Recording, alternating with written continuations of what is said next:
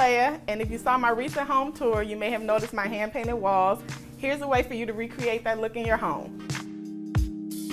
So when we decided to make that room a workout room, I knew that I wanted an accent wall, and I was gonna wallpaper it, but I decided that I was gonna hand paint something instead. So I looked through Pinterest for some inspiration. Like on Instagram, some of my friends have done some in their homes, and I was just like, I know I can do that, so I'm gonna give it a try. I found a kind of a pattern that I really liked. I tweaked it a little bit to make it my own, and then I cut out the shapes, I traced them on the wall, and then I colored them in with a paintbrush. First thing I did was trace the shapes onto contact paper with household items such as a skillet, cups, and a ruler. Here's some of the shapes I already cut out. So with the shapes, this is where you'll have a little bit of fun, and you can arrange the shapes on the canvas in a very organic way that feels comfortable for you. It's basically, in my head, it's like a puzzle. I'm putting a puzzle together, and so I just try to fill in a lot of the negative space with shapes that just make sense for me in my mind. I like very elementary shapes, like triangles, rectangles, circles, pretty much mostly what I use. So now I just peel the backing off the contact paper, and then just place it on the canvas, and make sure you really lay down the edges, because when you paint over it, you don't want the paint to bleed under the shapes. And there we have our pattern. Okay, so next we're gonna paint over the shapes on the canvas and just paint lightly around the edges so that they don't bleed under the shapes. So before you start painting, make sure all of the edges are flush with the canvas. Sometimes they'll lift up a little bit on the sides. And as you paint, just remember to paint lightly around the edges of the shapes so that the paint doesn't bleed under the shapes. And you don't have to cover all of the shapes. You can just paint kind of around them and make sure you just get those edges. Very relaxing. All right, that part is done. So we're gonna let this dry, and then we're gonna peel off the contact paper.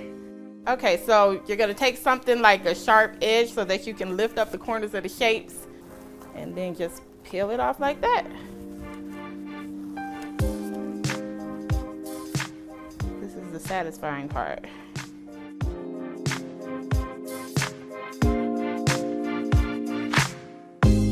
All right, so after we peel off all of the shapes, if you see that there are spots where you want to kind of fix the lines a little bit, you can take a smaller paintbrush and just kind of fill it in a little bit like this.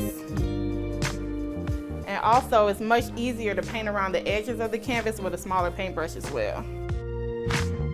And this is how easy it is to create a pattern wall for your home.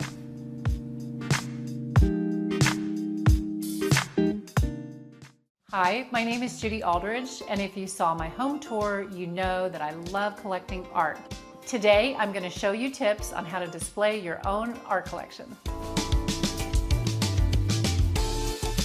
My first tip is that it's important to have a lot of different types of art, whether it's paintings or bold graphic prints or even found objects. I like to use old African trading beads in mine. Whatever you have, it could be a small mirror made of shells, just mix it up.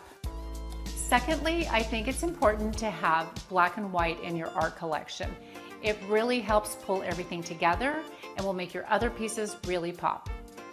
Next, make sure that you mix your collection. Don't have just new pieces, mix it with vintage. This will make sure that your collection looks curated as opposed to purchased. When you're making a gallery wall, make sure there's a lot of asymmetry. It will move your eye around and make it much more visually pleasing. Lastly, art doesn't have to just be on the wall. Add a sculpture. It's a great way to add height to a room and texture.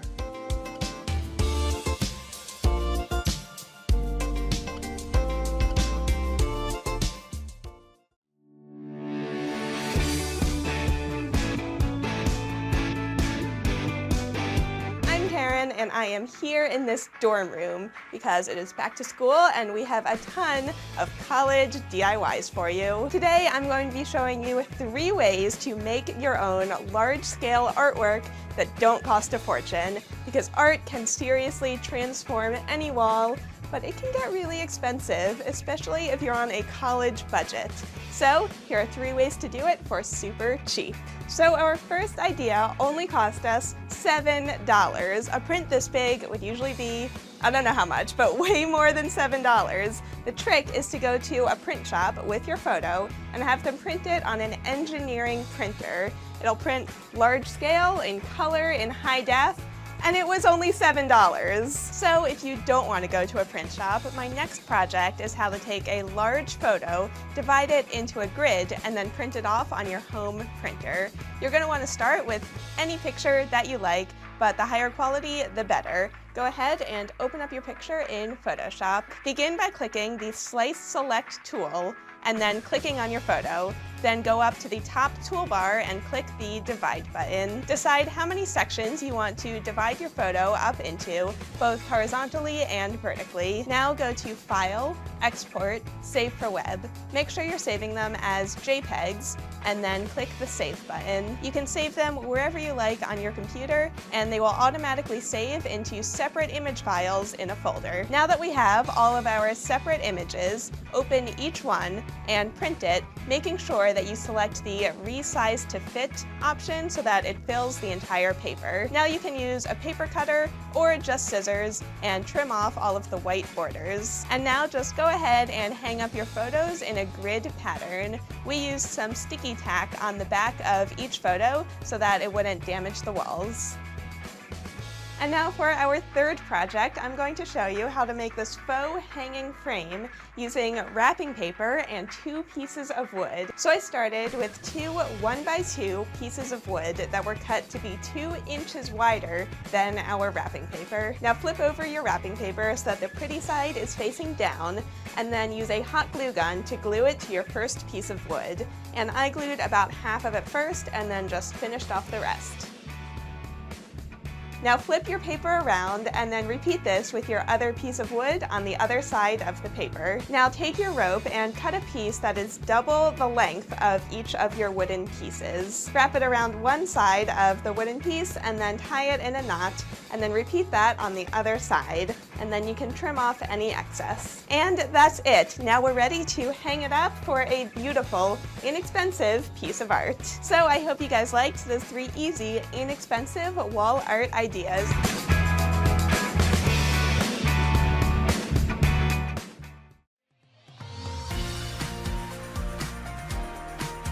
So today is going to be full of fun and whimsy. There are a few of us here at Handmade that identify as lovers of tiny things. Well, I recently came across the cutest Instagram page. It's called Tiny Art Show, and they sell these kits on Etsy to build your very own tiny art gallery wall. They come with little frames and other little fun treasures. So of course, I decided I had to have my very own tiny art gallery. I'm going to show you how I did it. Let's get started. A good gallery wall should start with an anchor piece. I love painting, but don't have time for big pieces, so I love easy little landscapes. If you don't have art skills though, a couple swipes of bold color can be really modern. Next, I want some frame pieces to go with the canvas. Starting with pre-made frames makes it so easy. I have tons of random photos on my phone, so I printed a few. All I have to do is cut out small sections of them and put them in frames. I'm not even really gluing them in, just tightly fitting them so I can change them out later if I want. Now, using some yarn and a piece of a wooden skewer, I'm going to make a mini macrame wall hanging for some boho vibes. Cut the yarn into 6-inch pieces.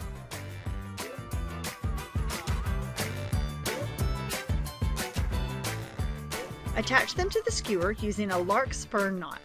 Make a loop and fold it over the skewer, and then pull the tails through.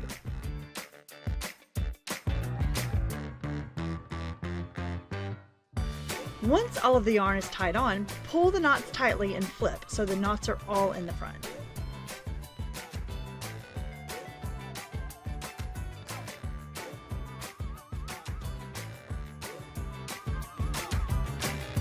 Look for found items, like this old earring I came across, that would add interesting textures.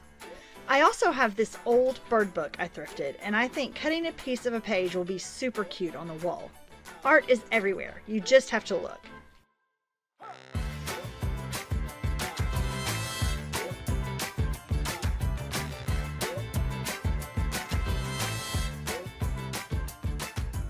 A little school glue is all I need to glue the paper to the earring.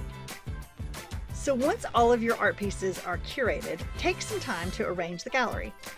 This is so much easier with a tiny gallery because you can just move them around on the table.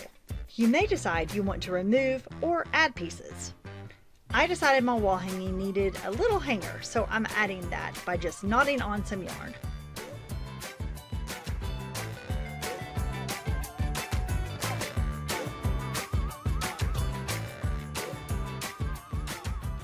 Now that my gallery is all laid out, it's time to put it on the wall.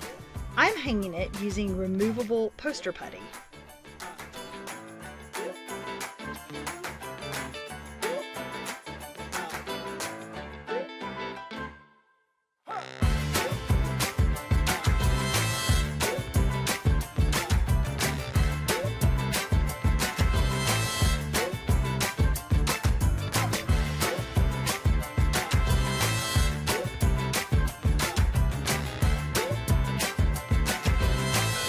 Well, I can safely say that was my favorite project so far this year. I mean, it does not get any cuter than that right there.